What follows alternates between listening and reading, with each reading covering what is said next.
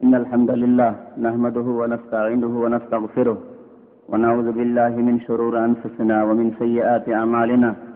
من يهده الله فلا مضل له ومن يضلله فلا هادي له.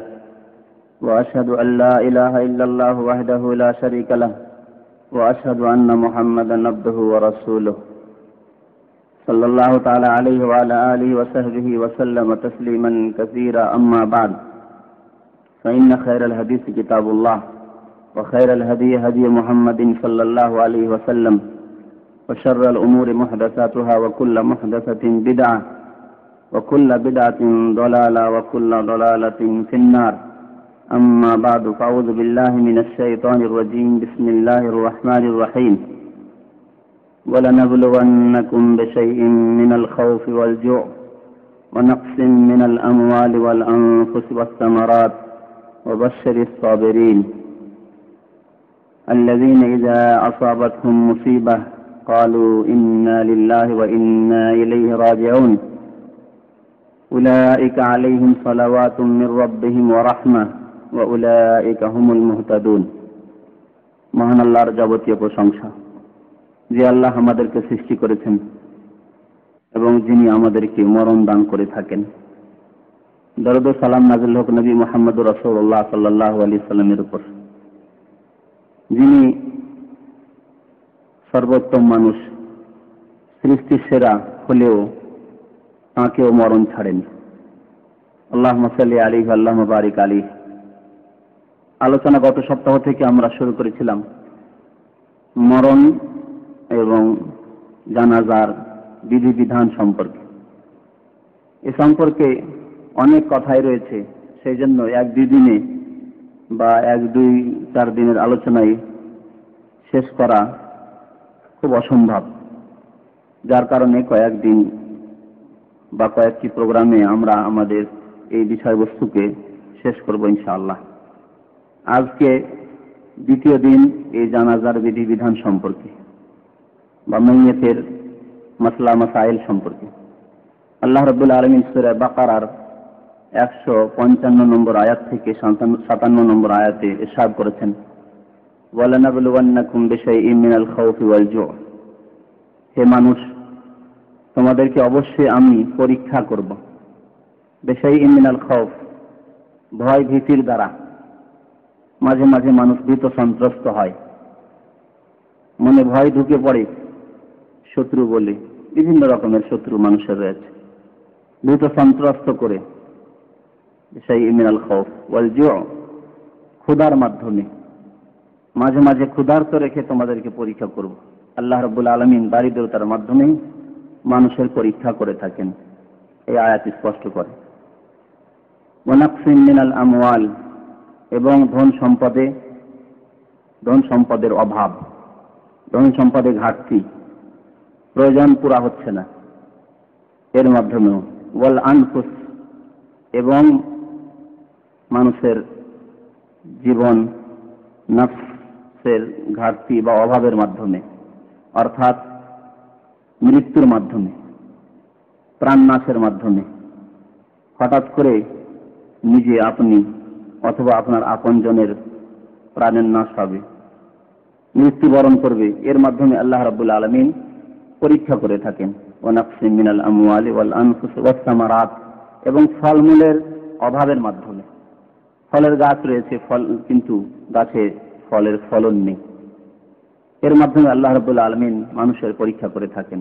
যাদের বিভিন্ন ফলের বাগান রয়েছে, তারা কত আশা আকাঙ্ক্ষা নিয়ে থাকে যে সিজন আসছে, সিজন আমাদের প্রয়োজন মেটানো যাবে।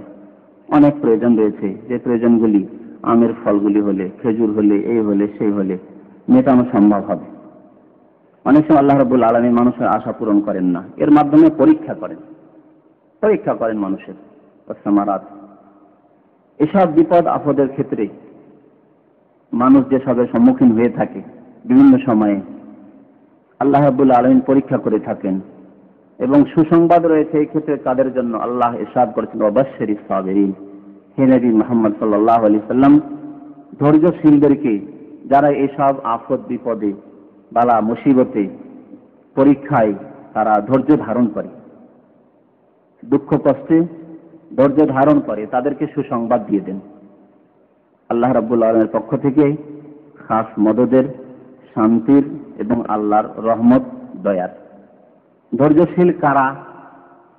কেমন করে ধৈর্য প্রকাশ করতে হবে? আপদে বিপদে কারো প্রাণ নাশ হলো, কোন রকমের আর্থিক বালা মুসিবত আসলো, ফসলাদির ওপর বালা মুসিবত আসলো, ধনজনের উপর বালা মুসিবত আসলো, ধৈর্য ধারণকারী হইতে হবে, তাহলে সুসংবাদ রয়েছে। আল্লাহ রাব্বুল আলামিন নবীকে সুসংবাদ দিতে বলেছেন। ধৈর্য ধারণ করা কেমন করে প্রকাশ করবেন আপনি যে আমি ধৈর্য ধারণকারী? কেমন করে বোঝা যাবে যে আপনি ধৈর্যশীল? আল্লাহ বলছেন ধৈর্যশীল তারা আল্লাযীনা ইযা আসাবাতহুম মুসিবাহ, যাদের উপর মুসিবত আসলে, যাদের উপর বিপদ আপতিত হলে কি করে? কালু, তারা বলে থাকে ইন্না লিল্লাহ, নিঃসন্দেহে আমরা আল্লাহর জন্য। ইন্না লিল্লাহ মানে নিঃসন্দেহে, এতে কোনো সন্দেহ নেই যে আমরা আল্লাহর জন্য, আল্লাহর পক্ষ থেকে এসেছি। আল্লাহ রাব্বুল আলামিন আমাদের সব কিছুর মালিক, আমাদের ধন সম্পদ, আত্মীয় স্বজন যা কিছু রয়েছে, বা নিজের নফস, নিজের জীবন, সবকিছুর মালিক আল্লাহ রাব্বুল আলামিন, সবকিছু আল্লাহর দান। ওয়া ইন্না ইলাইহি রাজিউন, এবং আমাদেরকে নিঃসন্দেহে আল্লাহর কাছেই প্রত্যাবর্তিত হইতে হবে, ফিরে যেতে হবে।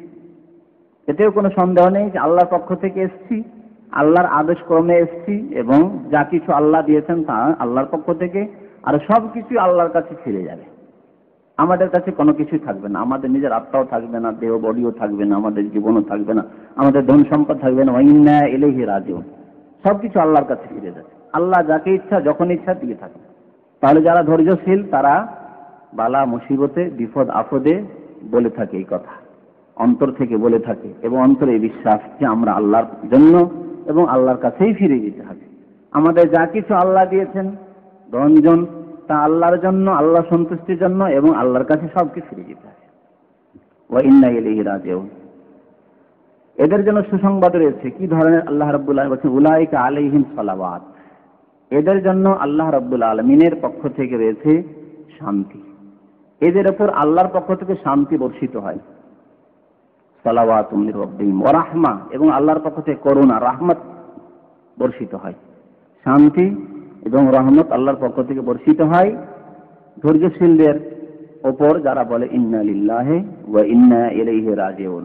এটি হচ্ছে কোরআনের শিক্ষা যে বালা মুসিবতে, বিপদে আপদে বলতে হবে ইন্না লিল্লাহি ওয়া ইন্না ইলাইহি রাজিউন। হাদিসের চাইতে বাড়তি কিছু দোয়া রয়েছে, যা পরে বলবো ইনশাআল্লাহ। ওয়া উলাইকা হুমুল মুহতাদুন, এবং এরাই হচ্ছে সুপথগামী, সঠিক পথ প্রাপ্ত, হেদায়াত প্রাপ্ত, সঠিক পথের উপর কায়েম তারা, যারা সবকিছুকে মনে করে যে আল্লাহর পক্ষ থেকে, এবং সবকিছুই আল্লাহর কাছে ফিরে যেতে হবে। আল্লাহ যাকে ইচ্ছা যখন ইচ্ছা যা ইচ্ছা দান করে থাকেন, আবার যখন ইচ্ছা যা ইচ্ছা নিয়ে থাকেন আল্লাহ রাব্বুল আলামিন, এসবের উপর সন্তুষ্ট থাকে। যারা মৃত ব্যক্তির সামনে উপস্থিত থাকবে তাদের জন্য কি কি করা যায়? কিছু আছে করা জরুরি, যেগুলি গত সপ্তাহে আলোচনা হয়েছে। কি কি করা যায়? যখন মাইয়িত মারা গেল তখন তার মুখমণ্ডল খুলে দেখা, গত সপ্তাহে বলেছিলেন সাথে সাথে দেহ ঢেকে দিতে হবে। কিন্তু কারো যদি দেখার ইচ্ছা হয় মাইয়িতকে, মুখমণ্ডল খুলে দেখতে পারবে, এবং সে মাইয়িতকে চুম্বন দিতে পারে। মাইয়িতের কপালে, মাথায়, মুখমণ্ডলে চুম্বন দিতে পারে, এবং 3 দিন পর্যন্ত মৃত ব্যক্তির ওপর কান্নাকাটি করতে পারে, কান্নাকাটি করতে পারে, কিন্তু বিনা শব্দে, সশব্দে নয়। সশব্দে আওয়াজ করে কান্না করাকে বলা হয়েছে রোদন করা, নিয়াহা, যেটি নিষিদ্ধ, যেটি হারাম। এ সম্পর্কে বেশ কিছু হাদিস রয়েছে। হযরত জাবের রাদিয়াল্লাহু তাআলা আনহু একটি হাদিস বর্ণনা করছেন। গত সপ্তাহে তার কিছু হাদিস পেশ করেছিলাম। একটি হাদিস রয়েছে যে যখন তার আব্বা উহুদের প্রান্তে শহীদ হয়ে গেলেন, লাম্মা কুতিলা আবি, আমার আব্বা যখন শহীদ হয়ে গেলেন, তখন আমি আমার আব্বাকে দেখতে গেলাম। জাআলতু আকশিফু সাওবা আন ওয়াজহিহি, কাপড়টি দিয়ে মুখ ঢাকা ছিল, কাপড়কে বারবার করে সরিয়ে দিয়ে আমার আব্বাকে বারবার দেখছিলাম। ছোট ছিল, বারবার করে আমার আব্বাকে দেখছিলাম। ও আবকি, এবং কান্না করছিলাম। ও নাহাউনি, লোকেরা আমাকে নিষেধ করছিল, সাহাবায়ে কেরাম নিষেধ করছিলেন, না না না বারবার এরকম খুলতে হবে না, এই কান্না করতে হবে না, কান্না করতে নিষেধ করছিলেন, এবং বারবার করে খুলতে নিষেধ করছিলেন। ওয়ান্নবী সাল্লাল্লাহু আলাইহি ওয়াসাল্লাম লা ইয়ানহানি, তবে নবী করিম সাল্লাল্লাহু আলাইহি ওয়াসাল্লাম সেখানে উপস্থিত ছিলেন, আমাকে নিষেধ করছিলেন না, তিনি নিষেধ করেননি। তাহলে বোঝা গেল যে মৃত ব্যক্তির মুখমণ্ডল খুললে প্রয়োজনে দেখা এবং তার জন্য কান্না করা জায়েজ। ফামারা বিহিন নবী সাল্লাল্লাহু আলাইহি ওয়াসাল্লাম, তারপরে নবী করিম সাল্লাল্লাহু আলাইহি ওয়াসাল্লামের আদেশ হলো যে লাশকে ওঠানো হোক দাফনের জন্য। তখন আমার আব্বার লাশকে উঠিয়ে নেওয়া হলো। ফাজালাত আম্মাতি ফাতেমা তাবকি, আমার ফুফু ছিল ফাতেমা। জাবের বলছেন যে আমার ফুফু ছিল ফাতেমা, সেও খুব কান্না করছিল। নবী করিম সাল্লাল্লাহু আলাইহি ওয়াসাল্লাম কান্না করতে নিষেধ করেননি, বরং কি বলেছেন, তাবকিন আওলা তাবকিন, তোমরা কাঁদো বা না কাঁদো, তোমরা মৃত ব্যক্তির ওপর কাঁদো বা না কাঁদো। মা যালাতিল মালায়েকা তুযিল্লুহু বিআজনিহাতিহা হাত্তা রাফাতুমু, বুখারী মুসলিম শরীফের হাদিস।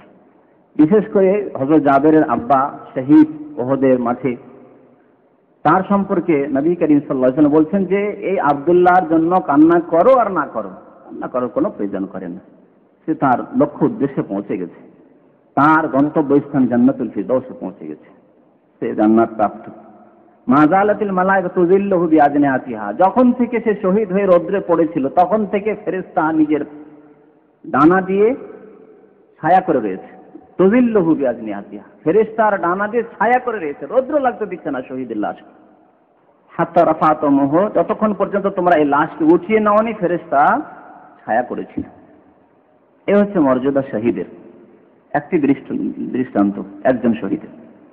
মা আয়েশা রাদিয়াল্লাহু তাআলা আনহা বর্ণনা করছেন যে নবী করিম সাল্লাল্লাহু আলাইহি ওয়াসাল্লাম যখন ইন্তেকাল হয়ে গেল, আবু বকর রাদিয়াল্লাহু তাআলা আনহুর বাড়িটি দূরে ছিল, তিনি দূর থেকে আসছিলেন, সংবাদ পেলেন যে আল্লাহর রাসূল ইন্তেকাল হয়ে গেছে, ছুটে আসলেন। আসার পরে বলছেন, আকবাল আবু বকরিন আলা ফারসিহি মিন মাসকানি বিসুনহ, সুনহ নামক মদিনার এক কিনারায় দূরে মসজিদ নববী থেকে তিনি বাস করছিলেন, সেখান থেকে ঘোড়ায় চড়ে তাড়াতাড়ি পৌঁছিলেন। হাত্তা নাযালা ফাদাখালা মসজিদা, ঘোড়া থেকে নেমে মসজিদে ঢুকে পড়লেন। ওমর ইয়াকাল্লাবুন নাস, দেখলেন আবু বকর রাদিয়াল্লাহু তাআলা আনহু যে হযরত তোমার লোকদের সাথে কথাবার্তা বলছে এবং হযরত তোমার বেখেয়াল হয়ে গেছে। নবী করিম সাল্লাল্লাহু আলাইহি ওয়াসাল্লাম ইন্তেকালের কথা শুনে তার কোনো হুঁশ জ্ঞান নেই। বলছেন যে বলবে যে নবী সাল্লাল্লাহু আলাইহি ওয়াসাল্লামকে, নবী সাল্লাল্লাহু আলাইহি ওয়াসাল্লামের ইন্তেকাল হয়েছে তাকে আমি হত্যা করে দেবো, এই ধরনের কথাবার্তা বলছেন। কোনো খেয়াল নেই যে নবী সাল্লাল্লাহু আলাইহি ওয়াসাল্লাম ইন্তেকাল, প্রত্যেক মানুষের ইন্তেকাল হয়, তার ইন্তেকাল হয়ে গেছে, খেয়াল নেই কিছু, এই ধরনের কথাবার্তা বলছেন। আবু বকর দেখলেন যে এখন আল্লাহ রসুলকে আগে দেখি, হযরত তোমার সাথে কোনো রকমের কথা বললেন না, দুঃখ ফালাম ইউকাল্লিমুন নাস, মানুষদের সাথেও কথাবার্তা বললেন না। হাত্তা দাখালা আলা আয়েশা, মা আয়েশা রাদিয়াল্লাহু তাআলা আনহা, তার মেয়ে, এই মেয়ের বাসাতে নবী করিম সাল্লাল্লাহু আলাইহি সাল্লামের পবিত্র দেহ জাসাদে মুবারক রাখা ছিল, সেখানে তিনি পৌঁছে গেলেন। তারপর ফাতায়াম্মামান নবী সাল্লাল্লাহু আলাইহি ওয়া হুয়া মুসাজ্জান বিবুরদাতিন হিবরা, ইয়ামানি হিবরি চাদর দিয়ে নবী করিম সাল্লাল্লাহু আলাইহি সাল্লামের পবিত্র দেহ ঢাকা ছিল, সে অবস্থায় সেখানে পৌঁছিলেন। ফাকাশাফা আন ওয়াজহি, তারপরে নবী করিম সাল্লাল্লাহু আলাইহি সাল্লাম মুখমণ্ডলটি খুলে দেখলেন। তাহলে মাইয়াতের মুখমণ্ডল খুলে দেখা প্রমাণ হলো হযরত আবু বকর রাদিয়াল্লাহু তাআলা আনহুর আমলের মাধ্যমে। সুম্মা আকাব্বা আলাইহি, তারপরে ঝাঁপিয়ে পড়লেন নবী করিম সাল্লাল্লাহু আলাইহি সাল্লামের উপর। ফাকাব্বালা বাইনা আইনাইহি, দুই চোখের মাঝখানে অর্থাৎ কপালে অথবা দুই চোখের মাঝখানে নাকে চুমুন দিলেন আবু বকর রাদিয়াল্লাহু তাআলা রাসূলুল্লাহ সাল্লাল্লাহু আলাইহি ওয়াসাল্লাম। সুম্মা বাকা, তারপরে কেঁদে ফেললেন। সুম্মা বাকা ফাকালা বিআবি আনতা উম্মি ইয়া রাসূলুল্লাহ, হে আল্লাহ রসুল, আমার মাতা পিতা আপনার ওপর কুরবান হয়ে যাক, আপনার জন্য ফিদা। লা ইয়াজমাউল্লাহু আলাইকা মাউতাতাইনি আবাদা, আপনার দুইবার মরণ হবে না, আপনার দুইবার মরণ হবে না। মরণ মানুষের একবার হয়, একবার মরণ হয়। আম্মাল মাউতা আল্লাতী আলাইকা ফাকাদ মিত্তাহা, যেই মরণ আপনার জন্য লেখা ছিল আল্লাহর পক্ষ থেকে, সেই মরণ আপনি মরে গেছেন, আর মরণ হবে না। কি কথা বললেন আবু বকর? আম্মাল মাউতা আল্লাতী আলাইকা ফাকাদ মিত্তাহা, যেই মরণ আপনার জন্য লেখা ছিল সেই মরণ মরে গেছেন। তার নবী করিম সাল্লাল্লাহু আলাইহি সাল্লামের ইন্তেকাল হয়ে গেছে। আবু বকর রাদিয়াল্লাহু তাআলা সুস্পষ্ট করলেন। যারা বলে হায়াতুন নবী, তারা বিদআতপন্থী, সাহাবায়ে কেরামদের তরিকা থেকে অনেক দূরে গোমরাহ পথভ্রষ্ট। যারা বলে যে নবী জীবিত, মিথ্যা কথা তাদের, এবং তারা বিদআতপন্থী, এবং তারা শিরকের দরজাকে তাদের জন্য খুলে রেখেছে। এই জন্য তাদের ভক্তরা, তাদের অনুসারীরা কবর মাজার পূজায় লিপ্ত খুব তাড়াতাড়ি হয়ে যেতে পারে, যেহেতু তাদের ধারণা যে নবী, আল্লাহ আম্বিয়া কেরামরা, রসুলরা, তারপরে অলিয়া উলিয়া তারা মরেও মরে না, চোখের আড়াল হয়ে যায়। সেই জন্য কবর পূজা, মাজার পূজা এই বিদাতীদের মধ্যে বেশি। কিন্তু যাদের এই নির্ভেজাল আকীদা রয়েছে, সাহাবায়ে কেরামদের আকীদা, যে প্রত্যেক মানুষের মরণ হবে আর হয়েছে। কেউ বেঁচে থাকার জন্য কোনো মানুষ আসেনি। কুল্লু নাফসিন যায়কাতুল মউত। আম্বিয়া এবং রাসূল মারা গেছেন, তাহলে ওলি আউলিয়া কোথাকার, কোন ক্ষেত্রের মূল? তাহলে এই জন্য দেখা যায় যে যাদের আকীদা সাফ, সাহাবায়ে কেরামদের আকীদা পরিষ্কার, কোরআন সুন্নাহ ভিত্তিক আকীদা, তারা শিরক থেকে অনেক দূরে, শিরক মুক্ত। তারা কবর মাজারের ধার ধারে না, ধারেও যায় না, অনেক দূরে তারা এই শিরক থেকে, যে শিরক সমস্ত আমলকে ধ্বংস করে দেয়, মুশরিক বানিয়ে দেয়, চিরকালের জন্য জাহান্নামী করে দেয়। সেই শিরক থেকে মুক্ত কারা? যাদের আকীদা সাফ সুতরা, পরিষ্কার পরিচ্ছন্ন।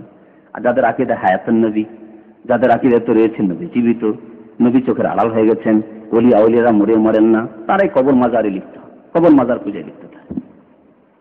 আর একটি বর্ণনা বলছেন, লাকাদ মিসতাল মাউত আল্লাতী লা তামুতু বাদাহা আবাদা। হে নবী, ইয়া রাসূলুল্লাহ, হযরত আবু বকর বলছেন যে আপনার মরণ যে মরণ ছিল সেই মরণ মরে গেছেন, এরপরে আর মরণ আসবে না। দ্বিতীয়বার কোনো সময় শুনবো না যে আবার নবী জীবিত, আবার মরেছেন, না, এরকম কোনো কথা শুনবো না। তাহলে নবী আর ফিরে আসবেন কি করে? নবী হাজির নাজির কি করে হবেন? বিদাতীদের আকীদা নবী আমাদের মিলাদ মাহফিলে হাজির হয়ে যান, আমাদের ওয়াজ মাহফিলে হাজির হয়ে যান, এইসব কথাবার্তা ভ্রান্ত গুমরাহ কথাবার্তা, শিরকি কথাবার্তা। বুখারী এবং নাসাঈর হাদিস। মৃত ব্যক্তি বা মাইয়িতের ওপর কান্না করা যায় চোখের পানি বহিয়ে, বিশেষ করে নবী করিম সাল্লাল্লাহু আলাইহি সাল্লামের সুন্নতে এর প্রমাণ রয়েছে। হযরত আনাস রাদিয়াল্লাহু তাআলা আনহু হাদিস বর্ণনা করেছেন যে দাখালনা মা রাসূলিল্লাহ সাল্লাল্লাহু আলাইহি ওয়াসাল্লাম আলা আবি সাইফ। আমি একবার রাসূলুল্লাহ সাল্লাল্লাহু আলাইহি ওয়াসাল্লামের সাথে আবু সাইফের বাড়ি গেলাম, তার বাড়িতে প্রবেশ করলাম। আবু সাইফ কে ছিল? ওয়াকানা যায়রান লি ইব্রাহিম। ইব্রাহিম যে রাসূলুল্লাহ সাল্লাল্লাহু আলাইহি ওয়াসাল্লামের ছেলে ছিলেন, ইব্রাহিম, আর বাল্যকালে মারা গিয়েছিলেন, তার দুধমা ছিল, এই দুধমার স্বামী ছিল এই আবু সাইফ, আর এ ছিল একজন কামার। ফাখাযা রাসূলুল্লাহ সাল্লাল্লাহু আলাইহি ওয়াসাল্লাম ইব্রাহিম ফাকাব্বালাহু ওয়া শাম্মাহু। রাসূলুল্লাহ শুনতে পেলেন যে ইব্রাহিম একেবারে শেষ মুহূর্তে আর বাঁচবে না, মরমর অবস্থা, তাতেই ছুটে গেলেন, ওই বাড়িতে প্রবেশ করলেন, ইব্রাহিমকে কোলে উঠালেন, কোলে নিলেন, তারপর চুমন দিতেন, ফাকাব্বালাহু ওয়া শাম্মাহু, চুমন দিলেন, আদর করলেন শেষ মুহূর্তে। আর চুমন দেওয়ার প্রমাণ পাওয়া গেল মৃত ব্যক্তিকে, অথবা যে মরমর অবস্থায়, একবার মুমূর্ষ অবস্থায় এইরকম ব্যক্তিকে চুমন দেওয়া নবী করিম সাল্লাল্লাহু আলাইহি ওয়াসাল্লামের সুন্নতে প্রমাণিত। সুম্মা দাখালনা আলাইহি বা'দা যালিকা, তারপরে আমরা প্রবেশ করলাম, আল্লাহ রাসূল প্রথম প্রবেশ করলেন, তারপরে আমরা প্রবেশ করলাম। ওয়া ইব্রাহিম ইয়াজুদু বিনাফসি, দেখলাম গিয়ে সচক্ষে যে ইব্রাহিম আলাইহিস সালামের তখন রূহ কবজ হচ্ছে, শেষ মুহূর্তে, ইন্তেকালের মুহূর্ত। ফাজাআলাত আইনা রাসূলিল্লাহ সাল্লাল্লাহু আলাইহি ওয়াসাল্লাম তাজরিফান, দেখলাম যে রাসূলুল্লাহ সাল্লাল্লাহু আলাইহি ওয়াসাল্লামের দুই চক্ষু দিয়ে অশ্রু প্রবাহিত, কান্না করছেন। ফাকালা আব্দুর রহমান বিন আওফ, আব্দুর রহমান বিন আওফ সাহাবী, অবাক হচ্ছেন, নতুন নতুন তো দেখেননি কোনোদিন, রাসূলুল্লাহ সাল্লাল্লাহু আলাইহি ওয়াসাল্লামকেও কান্না করতে দেখেননি। ওয়া আনতা ইয়া রাসূলুল্লাহ, হে আল্লাহর রাসূল, আপনিও কান্না করে ফেললেন, আপনিও কেঁদে ফেললেন। ওয়া আনতা ইয়া রাসূলুল্লাহ, ফাকালা ইয়া ইবনে আওফ, নবী সাল্লাল্লাহু আলাইহি ওয়াসাল্লাম বললেন যে হে আব্দুর রহমান বিন আওফ, ইন্নাহা রাহমা, এটি হচ্ছে দয়া, এটি হচ্ছে দয়ার প্রমাণ। মানুষ যে কেঁদে ফেলে আপনজনের জন্য, এটি দয়ার প্রমাণ। রহমত, আমার অন্তরে দয়া রয়েছে, এর প্রমাণ করে, এটি নিষিদ্ধ না। সুম্মা আতবাহা বিউখরা, আবার চুমন দিলেন। ফাকালা ইন্নাল আইনা তাদমা, নবী সাল্লাল্লাহু আলাইহি ওয়াসাল্লাম বললেন যে মানুষের চক্ষু যখন মানুষের উপর বিপদ আপদ আসে, যখন আপনজন কেউ মারা যায়, কাউকে হারিয়ে ফেলে, তখন চক্ষু দিয়ে অশ্রু প্রবাহিত হয়, তাদমা, চক্ষু দিয়ে অশ্রু প্রবাহিত হয়। ওয়াল কালবু ইয়াহজান, অন্তর মানুষের কলব দুঃখিত হয়, শোকার্ত হয়। ওয়ালা নাকুলু ইল্লা মা ইউরদি রাব্বানা, তবে আমরা এমন কথা বলবো না, অবাঞ্ছিত কথা, যাতে আল্লাহ অসন্তুষ্ট হন, এমন কথা বলবো না। হায় হায় কি হলো, এই করবো না, যে কান্না হারাম, হায় কি করলাম আমার গেল, এইভাবে যারা কান্নাকাটি করে, সশব্দে আওয়াজ করে, কথা বলে, বয়ান করে, হারাম। ওয়ালা নাকুলু ইল্লা মা ইউরদি রাব্বানা, নবী কারীম সাল্লাল্লাহু আলাইহি ওয়াসাল্লাম বলছেন, হে আল্লাহ, আমি এমন কথা বলবো না যাতে আল্লাহ তুমি অসন্তুষ্ট হয়ে যাও, সেই কথাই বলবো যাতে আল্লাহ সন্তুষ্ট হন। আল্লাহ সন্তুষ্টির কথা মানে আল্লাহর তাকদীরের উপরে, ভাগ্যের উপরে সন্তুষ্টি প্রকাশ, তারপরে যেসব দোয়া রয়েছে সেসব দোয়া পড়া। ওয়া ইন্না বিফিরাকিকা ইয়া ইব্রাহিম লামাহজুন, হে ইব্রাহিম, শেষ মুহূর্তে ইব্রাহিমকে সম্বোধন, হে ইব্রাহিম, তুমি যে আমাদের থেকে জুদা হয়ে যাচ্ছ, পৃথক হয়ে যাচ্ছ, আমাদের থেকে চিরদিনের জন্য বিদায় নিচ্ছ, তাতে আমরা শোকার্ত হয়ে পড়েছি, আমরা শোকার্ত। হাদিসটি বুখারী মুসলিমে রয়েছে। হযরত আব্দুল্লাহ বিন জাফর ইবনে আবি তালিব অনেকে জানেন তার নাম, আবু তালেবের ছেলে জাফর, হযরত আলীর ভাই। এই জাফর রাদিয়াল্লাহু তাআলা মুতার যুদ্ধে শহীদ হয়েছিলেন। মুতার যুদ্ধে কয়েকজন কমান্ডারকে নবী করিম সাল্লাল্লাহু আলাইহি ওয়াসাল্লাম নিযুক্ত করেছিলেন, তাদের মধ্যে একজন ছিলেন হযরত জাফর। জাফরও শহীদ হয়েছিলেন। শেষখানে আল্লাহ রাব্বুল আলামিন হযরত খালিদ বিন ওয়ালিদ রাদিয়াল্লাহু তাআলা আনহুর হাতে বিজয় দান করেছেন মুতার যুদ্ধে। তো এই যুদ্ধে হযরত জাফর যখন শহীদ হয়ে যান, হযরত জাফরের ছোট ছোট ছেলে ছিল, সব নাবালক, দেখাশোনার কেউ ছিল না। খুব কান্নাকাটি করছে ছেলেরা, তার স্ত্রী, পরিবার। তাদেরকে নবী করিম সাল্লাল্লাহু আলাইহি ওয়াসাল্লাম খুব ভেঙে পড়েছিল তার কথায়। নবী করিম সাল্লাল্লাহু আলাইহি ওয়াসাল্লাম 3 দিন ধরে কান্নার জন্য অনুমতি দিয়েছিলেন, নিষেধ করেননি। আন্না নবী সাল্লাল্লাহু আলাইহি ওয়াসাল্লাম আমহালা আলা জাফরিন সালাসান আইয়াতিহুম, 3 দিন পর বললেন যে 3 দিন পর তোমাদের বাড়িতে আসবো। 3 দিন পরে গেলেন। তারপরে বললেন ফাকাল লা তাবকু আলা আখি বাদাল ইয়াউম, আমার ভাই হযরত জাফর ইবনে আবি তালেব আল্লাহর রাসূলের চাচাতো ভাই, আমার ভাইয়ের উপর এই যে 3 দিন হয়ে গেল, এরপর আর তোমরা কান্নাকাটি করবে না, ক্রন্দন করবে না তোমরা। হাদিসটি আবু দাউদে রয়েছে, নাসাইতে রয়েছে সহিহ। তাহলে বোঝা গেল 3 দিন ধরে কোন মৃত ব্যক্তির ওপর কাঁদাকাটি করা যেতে পারে। মাইয়াতের যারা নিকট আত্মীয় তাদের জন্য কি করা জরুরি বা কি কাজ করতে হবে তাদের, এই ক্ষেত্রে প্রথম 2টি জিনিস তাদের জন্য করতে হবে। একটি হচ্ছে যে ধৈর্য ধারণ করতে হবে। যারা নিকট আত্মীয়, মাইয়াতের যারা নিকট, তারাই কাঁদাকাটি করে, তারাই ভেঙে পড়ে, তারাই শোকে শোকার্ত হয়। সুতরাং তাদেরকে প্রথমে ধৈর্য ধারণ করতে হবে। দূরের লোকেরা তো স্বাভাবিক, দূরের আত্মীয় মারা গেছে বা কোনো মুসলিম ভাই মারা গেছে, স্বাভাবিক ধৈর্য ধরবেন। কিন্তু আপন জন যদি কেউ মারা যায় তাহলে মানুষ অনেক সময় ভেঙে পড়বে। প্রায় দেখা যায় যে মানুষ একেবারে শোকে শোকার্তে ভেঙে পড়ে। সেই জন্য তাদেরকে প্রথম ধৈর্য ধরতে বলা হয়েছে, এবং প্রথম খানে ধৈর্য ধরতে হবে। এমন না যে কাঁদাকাটি করলাম বেশ কিছুদিন তারপর ধৈর্য ধরলাম, না না, কাঁদাকাটি প্রথমেই বন্ধ করে যথাসাধ্য ধৈর্য ধারণ করতে হবে। এবং আল্লাহ যা নির্ধারিত করেছেন ভাগ্যে, তাকদীরে, তার উপর সন্তুষ্টি প্রকাশ করতে হবে। এই ক্ষেত্রে আয়াত কি পাঠ করেছি, ওয়ালা নাবলুওয়ান্নাকুম বিশাইইন মিনাল খাউফি ওয়াল জু'i ওয়া নাকসিম মিনাল আমওয়ালি ওয়াল আনফুস ওয়াস সামারাতি ওয়া বাশশিরিস সাবিরিন। ধৈর্যশীলদের জন্য সুসংবাদ রয়েছে, যারা বলে আল্লাযীনা ইযা আসাবাতহুম মুসিবা ক্বালু ইন্না লিল্লাহি ওয়া ইন্না ইলাইহি রাজিউন। এই ক্ষেত্রে অনেকগুলি হাদিস রয়েছে ধৈর্য ধারণের ক্ষেত্রে। একটি হাদিস রয়েছে বুখারীতে, আনাস রাদিয়াল্লাহু তাআলা আনহু বর্ণনা করেছেন যে রাসূলুল্লাহ সাল্লাল্লাহু আলাইহি ওয়াসাল্লাম একবার রাস্তা দিয়ে হেঁটে যাচ্ছিলেন, দেখলেন যে এক মহিলা খুব কাঁদাকাটি করছে, খুব কাঁদাকাটি করছে কবরের পাশে, আপনজন কেউ মারা গেছে। ফাকাল আল্লাহ, রাসূলুল্লাহ বললেন সেই মহিলাকে, ইত্তাকিল্লাহ ওয়াসবিরি, আল্লাহকে ভয় করো এবং ধৈর্য ধারণ করো। ঘরে তো কাঁদাকাটি করেছো, কবরের কাছেও কাঁদাকাটি করতে চলে এসছে, আল্লাহকে ভয় করো, ধৈর্য ধারণ করো। তখন সে মহিলা কিন্তু রাসূলুল্লাহ সাল্লাল্লাহু আলাইহি ওয়াসাল্লামকে কোনোদিন দেখেনি, মুসলমান হয়েছে শুনে শুনে, দেখেনি। যে দুঃখের অবস্থায় মানুষ কথা বলে থাকে ওইরকম সেও বলেছে, এলাইকে আননি, যাও যাও তুমি যাও, তোমার কি কষ্ট হচ্ছে? আর যার মারা গেছে আপনার, সে বুঝে, সে কষ্ট বুঝে। এলাইকে আননি ফাইন্নাকা লাম তুসাব বিমুসিবাতি, আমার মুসিবত তোমার উপর আসেনি তো তুমি বুঝবে বা কি করে, বলে ফেলেছে সেই মহিলা। কাল ওয়ালাম, তার কিন্তু চিনতে পারেনি সেই মহিলা নবী করিম সাল্লাল্লাহু আলাইহি ওয়াসাল্লাম। ফাকিল লাহা, পরে রাসূলুল্লাহ সাল্লাল্লাহু আলাইহি ওয়াসাল্লাম চলে গেছেন, তারপরে তাকে বলা হচ্ছে যে কাকে বললে এইসব কথা? তিনি তো রাসূলুল্লাহ সাল্লাল্লাহু আলাইহি ওয়াসাল্লাম, তার কলমা পড়ে তুমি মুসলমান হয়েছো, লা ইলাহা ইল্লাল্লাহ মুহাম্মাদুর রাসূলুল্লাহ তুমি শাহাদাত দিয়েছো, তুমি এরকম কথা বললে? নবী সাল্লাল্লাহু আলাইহি ওয়াসাল্লাম তোমাকে উপদেশ দিচ্ছিলেন, ভালো কথা বলছিলেন। ফাআখাযাহা মিসলাল মউত। হযরত আনাস বলছেন যে এই কথা শুনে তিনি নবী ছিলেন, এই কথা শুনে মনে হচ্ছে যে মরণ তাকে ধরে ফেলেছে। মানুষ যেমন মরণ থেকে পালাবার চেষ্টা করে, করলাম তো করলাম কি, আরে করলাম তো করলাম কি, নবীকে এরকম কথাবার্তা বলে দিলাম, মুসলমানই থাকবো না, শেষ শেষ গেল ঈমান। ছুটেছে, কি করবো, কি করে ছুটে চলেছে নবী করিম সাল্লাল্লাহু আলাইহি ওয়াসাল্লামের বাড়ির দিকে। ফাতাত বাবা রাসূলুল্লাহ সাল্লাল্লাহু আলাইহি ওয়াসাল্লাম, রাসূলুল্লাহ সাল্লাল্লাহু আলাইহি ওয়াসাল্লাম দরজায় এসে উপস্থিত, এসে দেখেন ফালাম তাজিদ ইনদাহু বাওয়াবিন, আল্লাহ রাসূলের কোনো সিকিউরিটি নেই, বাড়ির গেটে কোনো পাহারাদার নেই, কোনো পাহারা নেই, যে কেউ অনুমতি নিয়ে প্রবেশ করতে পারে। ফাকালাত ইয়া রাসূলুল্লাহ, সেই মহিলা এসে বলছে, হে আল্লাহর রাসূল, ইন্নী লাম আরিফ, আপনাকে চিনতে পারিনি, বেয়াদবি করেছি, মাফ করবেন ইয়া রাসূলুল্লাহ। ফাকাল রাসূলুল্লাহ সাল্লাল্লাহু আলাইহি ওয়াসাল্লাম, রাসূলুল্লাহ সেই মহিলাকে তখন উপদেশ দিলেন, দেখো ধৈর্য সবাই ধরে, কিন্তু আসল ধৈর্য কোনটি? ইন্নামাস সাবরু ইনদা সাদমাতিল উলা, ধৈর্য ধারণ করতে হয় প্রথম আঘাতের সময়। প্রথম যে আঘাত হয় সেই আঘাতের সময় ধৈর্য ধারণ করতে হয়। হঠাৎ করে খবর পেলেন অমুক মারা গেছে, আমার আব্বা মারা গেছে, আমার আম্মা মারা গেছে, আমার ছেলে মারা গেছে, আমার ছেলের অ্যাক্সিডেন্ট হয়ে গেছে, তখনই ধৈর্য ধরতে হবে। এটি হচ্ছে আসল সাবর। আর কাঁদাকাটি করলেন, আর যত নাজায়েজ কাজ করতে হয় তাও করলেন, তারপরে 2 দিন 4 দিন পরে তখন ধৈর্য ধরছেন না, এর নাম ধৈর্য ধরা নয়। ইন্নামাস সাবরু ইনদা সাদমাতিল উলা, বুখারী মুসলিমের হাদিস।